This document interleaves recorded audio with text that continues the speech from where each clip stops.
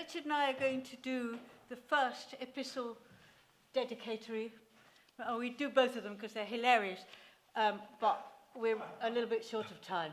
Hemmings. Condell. Or Condell, Hemmings, we don't know which. To the most noble and incomparable pair of brethren, William, Earl of Pembroke, etc., Lord Chamberlain to the King's most excellent Majesty, and Philip, Earl of Montgomery, etc., gentlemen of His Majesty's bedchamber, both knights of the most noble order of the Garter, and our singular good lords, right honourable. Whilst we study to be thankful in our particular for the many favours we have received from your lordships, we are fallen upon the ill fortune to mingle two of the most diverse things that can be: fear and rashness.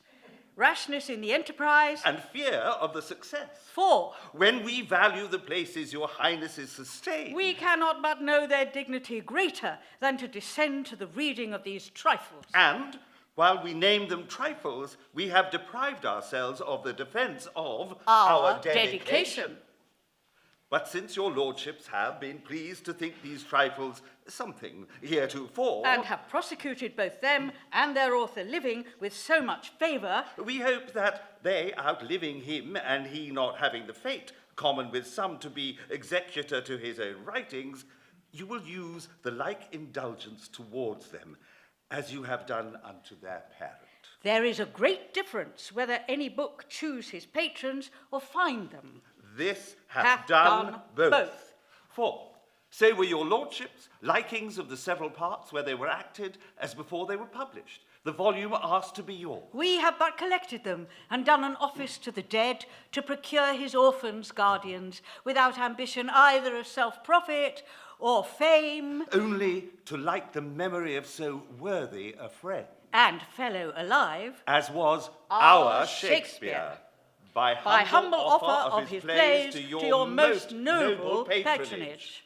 Wherein, as we have justly observed, no man to come near your lordships but with a kind of religious address. It hath been the height of our care, who are the presenters, to make the present worthy of your highnesses by the perfection. But there we must also crave our abilities to be considered, my lords.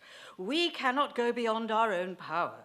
Country hands reach forth milk, cream, fruits, or what they have, and many nations we have heard that had not gums and incense obtained their requests with a leavened cake.